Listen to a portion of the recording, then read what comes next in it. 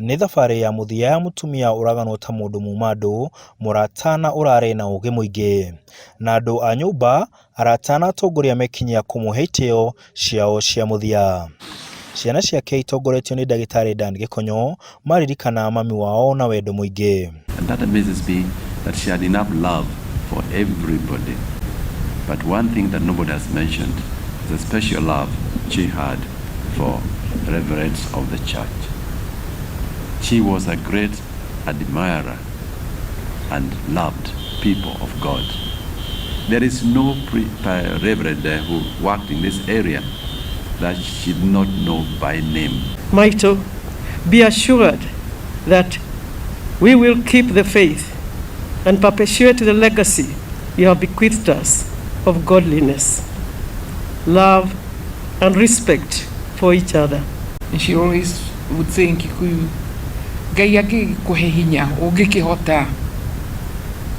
Maito was a counselor, always there to help people deal with their life situations.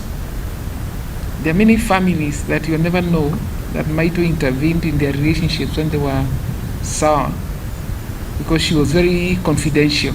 Na tuo tushushu na tushukuru tukigana wega wake riria maracemanagia. She exuded a compassion parallel to none, and instilled in all her children, grandchildren, great-grandchildren, great-great-grandchildren a wisdom born and cultured by the fruits of the Holy Ghost. You did the work, and by your example, you have shown us all the way. God bless you and keep you. No kuona arare mũndũ mũtũrĩre wake ũrahutĩtie andũ aingĩ, atongoria aingĩ mekinyia arĩa nĩ hamwe na seneta wa Nyeri Maina, mũnini wa gavana Caroline Karogo na mwandĩki mũkarũ kĩama-inĩ kĩa Jubilee Raphael Tuju ũrĩa ũgũkuĩte ndũmĩrĩri ya President Uhuru Kenyatta ya macakaya. Mama Lois was a unique person and a great gift from God to all those who knew and interacted with her. She's known to have been humble, kind, and generous. Her devotion to family and church was outstanding, and her counsel was often sought by and beyond her community. She has done what she could do in this world, and now the time has come. Na noega ahuruke katiguo.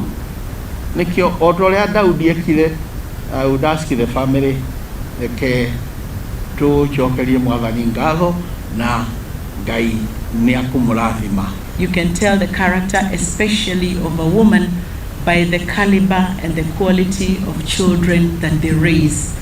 And just by listening to this family, you could tell that Maito was a great person. I could tell that Maito was a gracious person. Wamaitha arare mũthuri wa kanitha wa PCA kuria atungatire kwa ihinda rĩa mĩaka mĩingĩ. Handũ-inĩ ha Inooro TV de ithe Teto kaunti-inĩ ya Nyeri, njĩtagwo Martin Mwene. Thank you and God bless.